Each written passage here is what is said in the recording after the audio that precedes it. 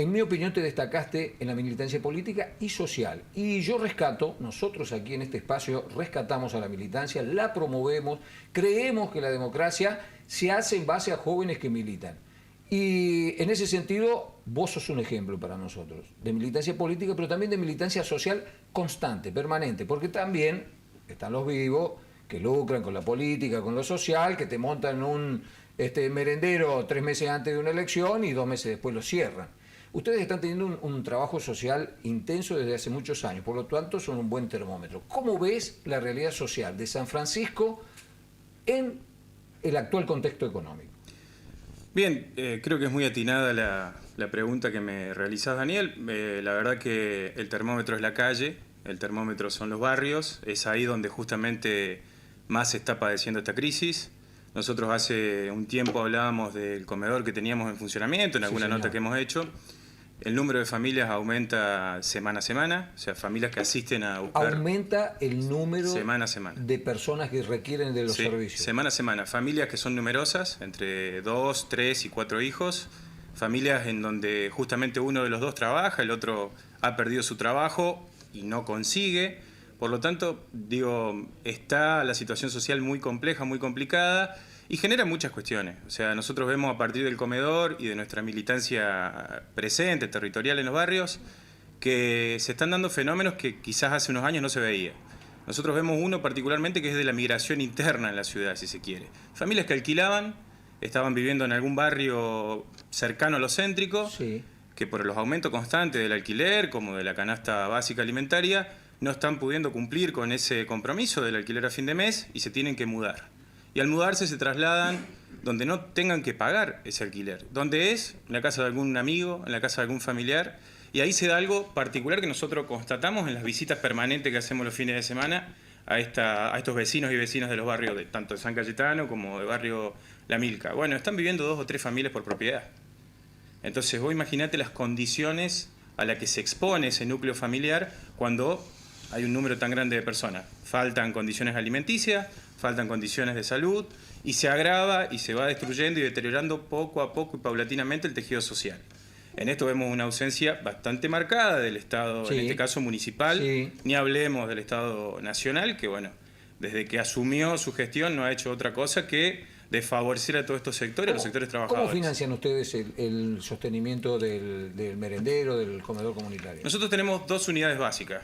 Una unidad básica que se llama Eva Perón, que está en San Cayetano desde el 2014, y otra que hemos inaugurado hace poquito tiempo, en diciembre del año pasado, en Barrio La Milca, que se llama Elvio Almada, en homenaje a un militante que fue de los años 70 en San Francisco, que fue detenido desaparecido. Desaparecido, claro, en el año 75. Claro, tal cual. Bueno, tenemos familiares que militan con nosotros, bueno, y un poco un homenaje a eso, y en tradición a la tradición militante, creo que, bueno, lo más correcto fue justamente nombrar de esa manera nuestra unidad básica.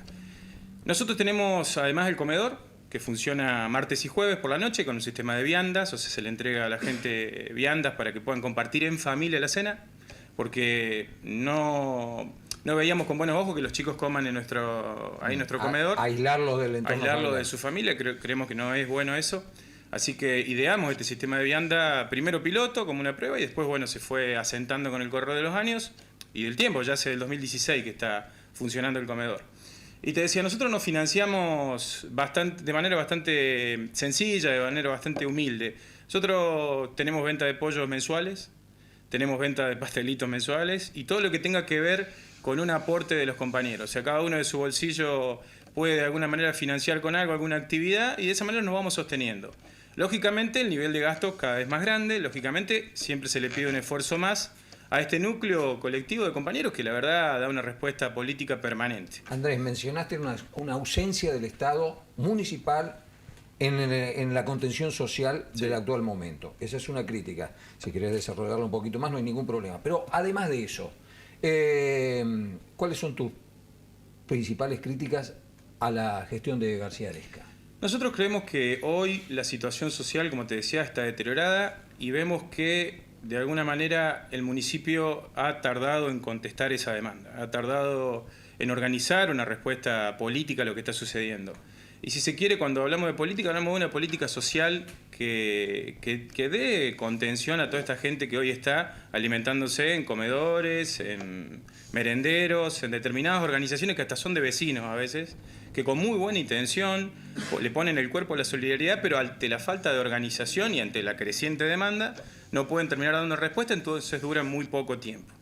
Este es un problema. No hay contención ni aparición del Estado en ese sentido. Desarrollo social, entiendo por lo que va hablando la gente cada vez que nosotros la visitamos y la escuchamos, no está pudiendo dar respuesta a eso. Entonces ahí vemos que hace falta la presencia del Estado municipal en el barrio. Está muy bien algunas cuestiones como acompañar los planes provinciales, sociales, que están dando de alguna manera alguna contención, pero es mínima. O sea, hoy la situación se agrava y con la corrida cambiaria la inflación crece día a día. Hablamos hace un tiempo de los números de la inflación y yo decía, vaticinaba más de un 30 en la última nota. Sí, tal cual. No estuve muy errado. Te digo la verdad, nos parecía exagerado. Me parecía exagerado. Bueno, hoy la realidad está demostrando eso y nosotros no lo decimos porque somos unos iluminados ni unos gurúes en economía. Lo decimos porque además de tener algún conocimiento de la realidad, estamos en contacto permanente con sectores de la producción, con sectores comerciales, que ellos mismos son el termómetro también, además de la gente, lógicamente, y de los vecinos, que nos trasladan estas inquietudes y que discutimos con ellos, y bueno, son ellos los que generalmente arman estas proyecciones, y vemos que están totalmente acertadas, y es más, no va a ser de 30, sino que va a ser superior. Entonces, ahí nosotros notamos que, bueno, el Estado administra de alguna manera los recursos municipales, pero que no termina de dar una respuesta. Y otra de las cuestiones que me parece necesaria en este momento es un plan de vivienda social, es urgente. Hoy te hablaba de los fenómenos del alquiler, sí, y entendemos que hoy no está esa respuesta, o sea, que si la gente no accede a un plan de viviendas sociales, ¿de qué manera va a dejar de pagar esos alquileres que son opresores y que hacen muy dificultosa la llegada a fin de mes? Andrés, el kirchnerismo en San Francisco ha tenido performances electorales distintas. A nivel nacional hubo una elección, la de 2011, que la ganó, sí, de hecho. Ajustada, pero ajustadamente, pero la ganó en la ciudad de San Francisco. Es decir, tiene un potencial electoral el sí, kirchnerismo. Sin embargo, no ha podido hasta ahora trasladar ese potencial electoral a nivel nacional a la ciudad de San Francisco. ¿Te parece que han evolucionado lo suficiente como para aspirar a tener una representación en una elección local en el 2019? Yo creo que sí. Yo creo que el correr de los años hemos ganado experiencia, hemos ganado en organización, sobre todo. Hemos nutrido también la fuerza que en un momento era bastante endeble políticamente, o sea, y que no lograba hacer pie, la hemos nutrido con presencia de gente nueva que ha renovado el espacio. Vemos que nuestra proyección está presente en la discusión política de la ciudad, nos hemos convertido en un actor político de peso. Nuestro espacio ha sido muy dinámico los últimos años y esto ha generado una expectativa que pensamos trasladarla al 2019. Y bueno, hacia eso justamente el viernes vamos a tener una reunión importante que nuestro espacio necesita, que es empezar a discutir justamente una plataforma camino hacia el 2019 que en este sentido contenga esta situación, que de alguna manera logre llegar al electorado y que nos mostremos como lo que somos, una fuerza confiable, que va creciendo, que sí, quizás, si se quiere, le falta experiencia porque está nutrida también en parte de la juventud, pero que tiene toda la voluntad política para transformarse en un actor decisivo. En este debate, ¿te imaginás como precandidato a intendente, como un hombre que pueda expresar en una elección local ese pensamiento? Mi voluntad está firme, mi voluntad es la de participar. Pero bueno, eso no pasa solamente por una decisión personal, creo que es una decisión que tiene que ser colectiva. Nuestro espacio tiene un funcionamiento colectivo, siempre ha sido así, que se basa en la discusión interna, que es muy dinámica. Y bueno, en ese sentido vamos a empezar a charlar con los compañeros, ya el día viernes en una primera reunión grande que estamos convocando, y a partir de eso veremos quién es el que mejor está, quién es el que puede representar o sintetizar determinadas cosas. Digo, y también pienso en otra cosa, en un formato mucho más amplio, sí, que Unidad Ciudadana. Yo creo que hay muchos sectores hoy que no tienen quizás militancia partidaria, pero que están necesitando organizar una respuesta, que están necesitando participar de la discusión política de la ciudad, y en ese trabajo también estamos. Estamos hablando con diferentes sectores que quizás nos den un plafón, nos den un contenido, nos den una amplitud que nuestro espacio hace un tiempo no tenía y que poco a poco va construyendo camino hacia el 2019. No cabe ninguna duda que la crisis económica ha hecho revalorizar algunos aspectos de la gestión del kirchnerismo. Ahora bien, en medio de todo esto están los hechos de corrupción. ¿Cómo estás viendo, cómo estás siguiendo el tema de los cuadernos de la corrupción, el tema de la condena a Amado Vudú que se plasmó ayer en la justicia federal? Con mucha preocupación, con mucha tristeza, con mucha inquietud, vemos el proceder de un sector de la justicia que para nada genera confiabilidad. Hablábamos de que la justicia es un poder independiente de la República y que debe funcionar como tal, y da la sensación que en muchos fallos, en muchas causas organizadas, armadas, actúa en tándem con el sector político o el poder político de turno. En este caso vemos que hay una fijación con los dirigentes más representativos de nuestro proyecto, que ocuparon cargos muy importantes cuando fuimos gobierno nacional. Y de alguna manera, bueno, nos preocupa, nos duele. Yo creo que, por ejemplo, la causa de los cuadernos ya no debería ni siquiera llamarse causa de los cuadernos. Yo creo que a esta altura se le tiene que llamar más la causa de la fotocopia que la de los cuadernos, porque en realidad la principal prueba, que eran esos supuestos cuadernos, no están por ningún lado, no se encuentran, tienen que acudir a otra figura, que es la del arrepentido. Esto genera incluso hasta descreimiento en muchos sectores de la sociedad de lo que tiene que ser el funcionamiento justo de la justicia, valga la redundancia. Y en base a esto, bueno, nosotros decimos, si la justicia procede y demuestra fehacientemente que hay pruebas y que tiene que haber una condena en base a esas pruebas, no tenemos ningún problema. Ahora, que haya y existan pruebas que realmente demuestren la culpabilidad de la persona que es acusada. Lo de Vudú, todavía hasta el día de hoy no se encuentra la explicación de la acusación principal, que es el cohecho. No hay una prueba fehaciente que demuestre eso. Por lo tanto, a nosotros nos deja muchas dudas, nos deja sobre todo mucha tristeza y preocupación como ciudadanos de este país.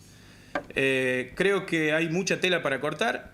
Yo espero que la justicia realmente tenga un funcionamiento independiente y no que esté atada al sector político de turno. En los hechos, esto no es una opinión, es fáctico, el caso Vudú, el caso de los cuadernos, desplazó de la agenda de la mayoría de los medios de comunicación el tema social. ¿Vos crees que esa agenda que se fija a través de los medios, que fijamos a través de los medios, impacta en la opinión pública? ¿O crees que la opinión pública en realidad se forma de una manera distinta, más compleja, o que no está atada solamente a lo que se diga en los medios? Yo creo que hay parte de los dos. Hay gran parte de la población que tiende a tener un pensamiento crítico, tiende a evaluar todo lo que se le presenta como una verdad absoluta, sobre todo en los medios masivos de comunicación. Hoy hablamos de la aparición de las redes, que es algo bastante importante. Creo que ha democratizado bastante el sistema de medios en todo el país, en la misma ciudad. Pero también veo intencionalidad en esto del armado de las causas, desde donde obviamente yo lo veo, desde donde nuestro espacio político lo ve. Y hay también un tiempismo de la justicia que preocupa. Digo, justamente en el peor momento de imagen pública del gobierno nacional y cuando han tomado determinadas medidas que no estaban estipuladas y que profundizaron la crisis que ya existía, aparecen justamente con mucho ruido mediático, condenas, aparecen causas, aparecen testigos de la nada, que se presentan espontáneamente cuando tuvieron 3 o 4 años, 5 años también para poder hacerlo y no lo hicieron. Y en el medio otras situaciones que son muy raras y que enrarecen el clima político y social del país. Digo, hace poquito en el Instituto Patria, que es un instituto que funciona y hace las veces de organizador de nuestro espacio político en temas de agenda, de formación política, aparece un auto fantasma estacionado al frente del instituto, ahí a pocos metros, que tenía chapa patente que pertenecía a la AFI, a la Agencia de Inteligencia. Entonces, nadie sabe ni cómo explicar este tipo de situaciones que, sin embargo, en muchos medios de comunicación no aparecen en el primer orden en la agenda. Entonces, digo, hay ciudadanos que se dan cuenta, hay ciudadanos que empiezan a ver con preocupación esto, hay otros que quizás en la vorágine de su trabajo, de su poco tiempo de analizar la realidad, compran este paquete que para mí tiene mucho de poco sustancioso y mucho de humo en el medio. La actualidad económica, de la mano de la inflación que se ha salido de madre, de mano de la devaluación, ha generado una caída en la imagen pública del presidente Macri y por lo tanto alentó expectativas en los sectores opositores de cara al 2019, una expectativa que mientras Macri llevaba el tema económico más o menos tranquilo, era complicada. La reelección de Macri a fines del año pasado se veía como algo muy concreto y muy posible. Hoy está puesto en duda. ¿Qué debería pasar en la oposición para a ver, el término no es el correcto tal vez, pero para aprovechar esta situación política que se le genera?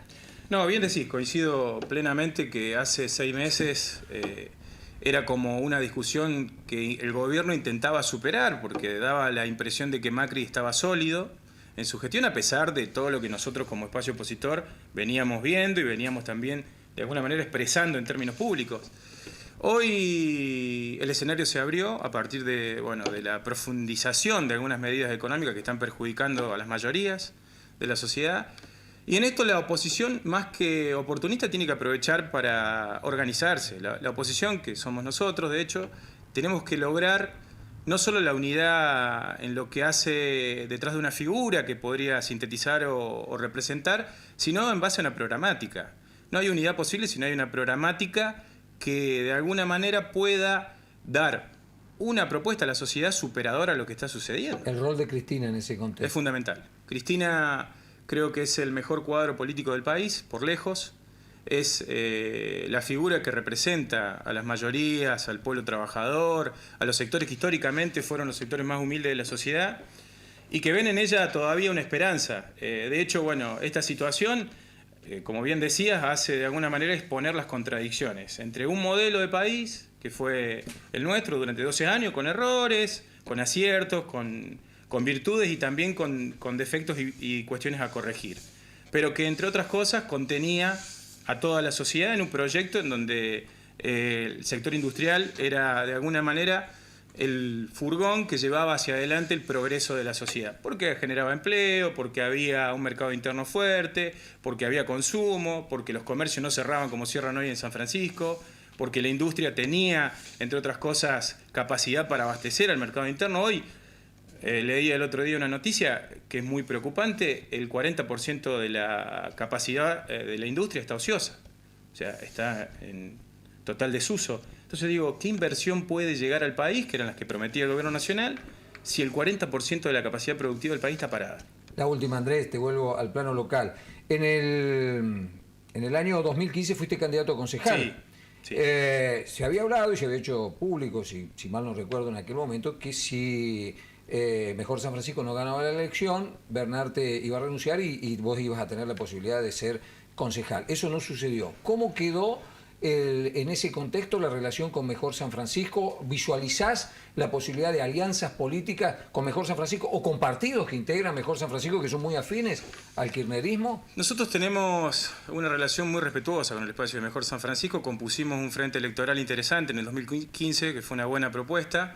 En ese momento recuerdo bien nuestra participación, de hecho fue una línea nacional que trabajamos, o sea, es decir, el candidato del kirchnerismo con un frente mucho más amplio fue a Castelo a nivel provincial.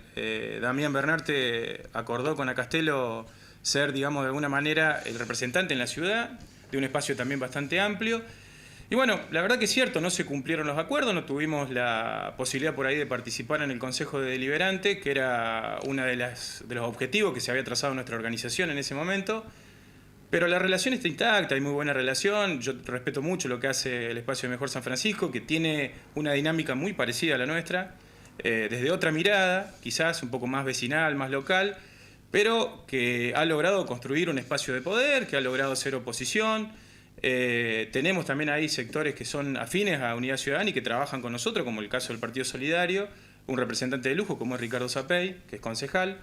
Pero bueno, la verdad que nuestra intención es, hacia el 2019, fortalecer nuestro espacio. Un placer, como siempre, charlar con vos, Andrés, hasta cualquier momento. Gracias. Nosotros ahora buscamos la pausa. Al regreso, el doctor Mario Garzón. En los últimos días